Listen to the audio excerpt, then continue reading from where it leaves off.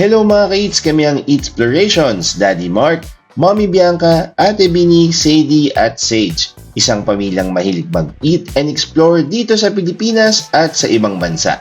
Nakapag-staycation na rin kami sa maraming hotels na family-friendly, nakapunta sa Boracay, Cebu, Japan, Taiwan, Singapore, Hong Kong at Indonesia as a family of 5. Kung mahilig din kayo mag-explore, huwag nang patagalin pa. Mag-subscribe na sa aming channel at samahan nyo kaming kumain at gumala. Let's go!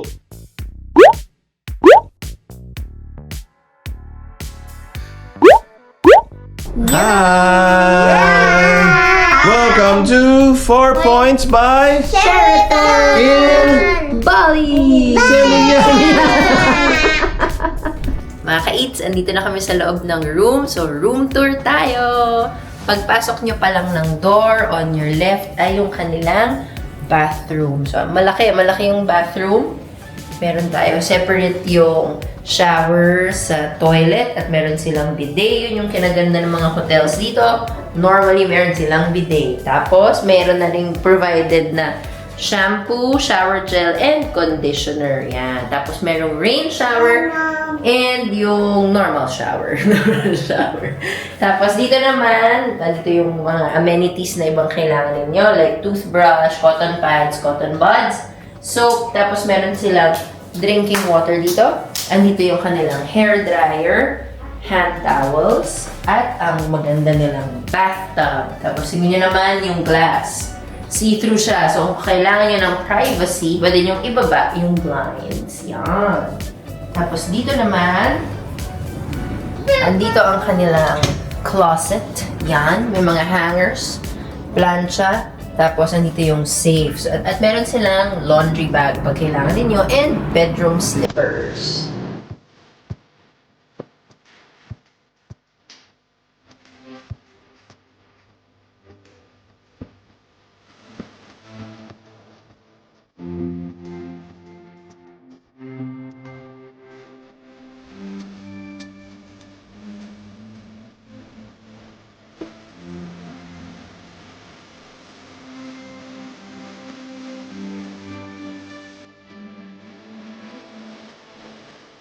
Okay, dito sa side na to, meron silang luggage rack and more storage. Tapos on this side naman, merong malaking space dito, merong chair, yung bedside table, at ito ang ating king-size bed na kasya kaming 5.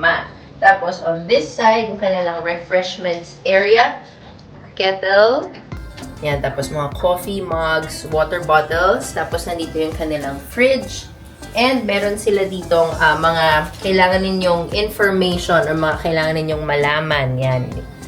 Tapos, andito yung kanilang work table. So, kung kailangan nyo mag-work, meron sila. Meron tayong mirror dito. Hello!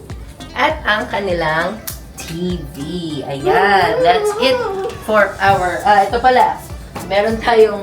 Hindi siya actually view na view kasi wall siya. Pero merong balcony. Natin makalabas mo tayo dito. Ayan. Eto. There you go. So, kung gusto nyong tumambay sa labas, merong chairs dito at merong maliit na table kung gusto nyo mag-chill. Tapos, ito nga lang yung view ninyo. Ayan. That's it for our room tour dito sa aming hotel sa Seminyak na 4 Points by Sheraton. Mga ka-eats, samahan nyo ako ikutin yung hotel matapos mag-room tour si Bianca.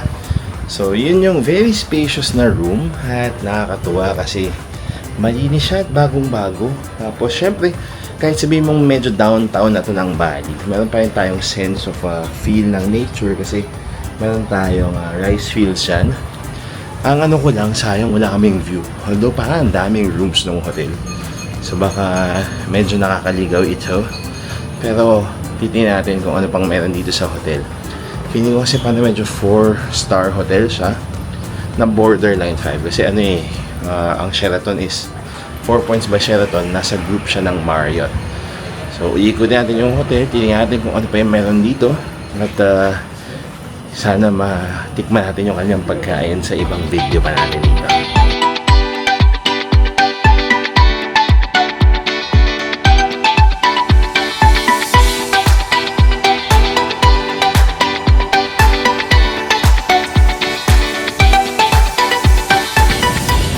Mga ka-eats, ito yung 4 Points by Sheraton. Ang harap pa lang niya, parang ang ganda-ganda na. Tapos malaki siya, parang sobrang dami niyang rooms. Tapos ang maralo dito, nakita ko itong shuttle na to. Yung banda sa kanan ay pwede kayo ihatid niyan sa mga spots, including Potato Head, from 10, 2, and 5 p.m. Okay? So yun ang mga stops, yun yung mga time slots niya. Tapos ibubook nyo na lang sa front desk. So ito yung pinakapangalan ng ating hotel, 4 Points by Sheraton dito sa Bali, Seminyak.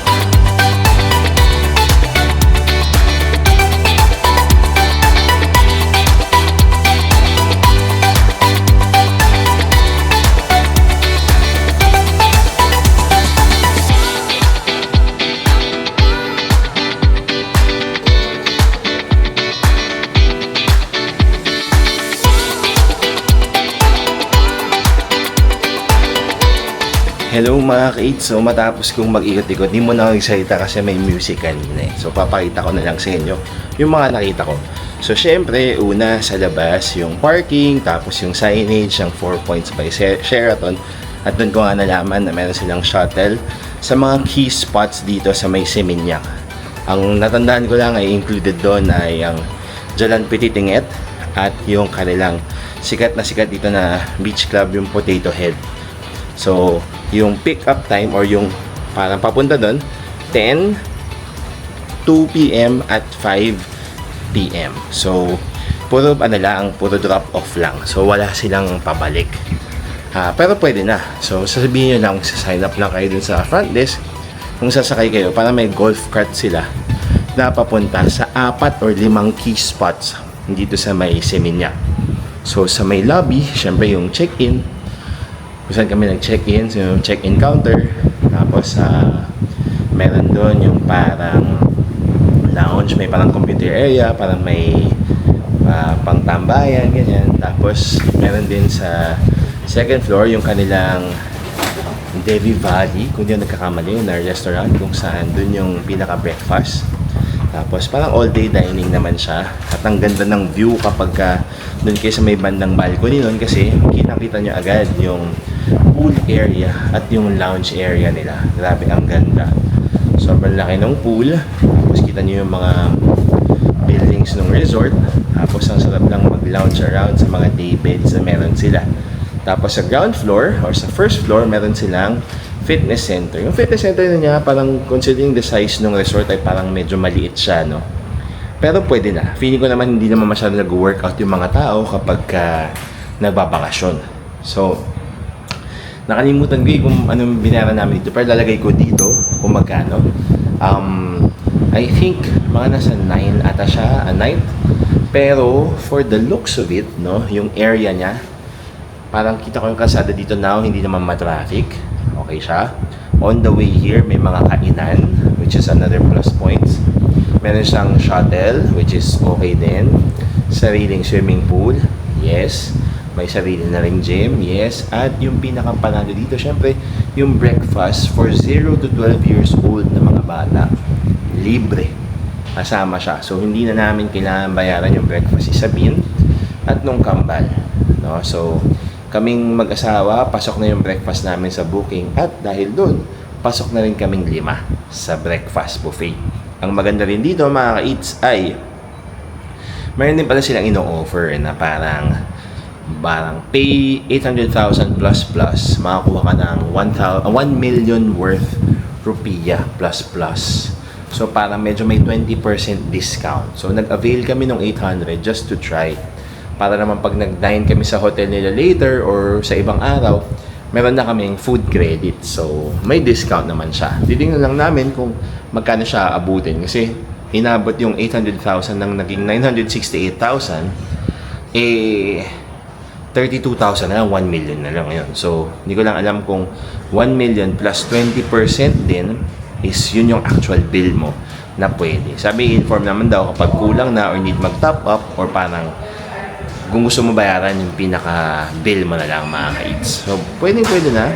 Stay kami dito for 3 nights at excited na kami mas maikot to as a family. Kaya samahan nyo kami dito sa vlog namin para ma-experience pa natin yung iba pa natin makikita dito sa 4 Points by Sheraton sa Seminyak. Abangan nyo rin yung breakfast buffet video natin para ipakita natin kung ano ba yung laman nito at kung masarap pa siya o hindi. See ya!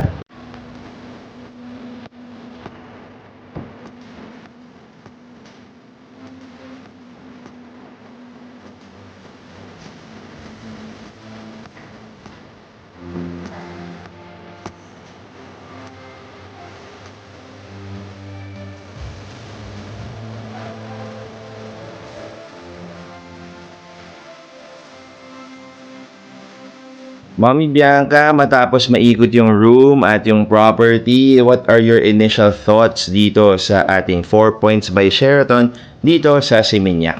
Nung pagpasok pa lang namin dun sa lobby area, parang namangha na ako. Kasi ang ganda, tapos very welcoming yung staff. At alam kong mag-enjoy kami dahil ang laki ng pool.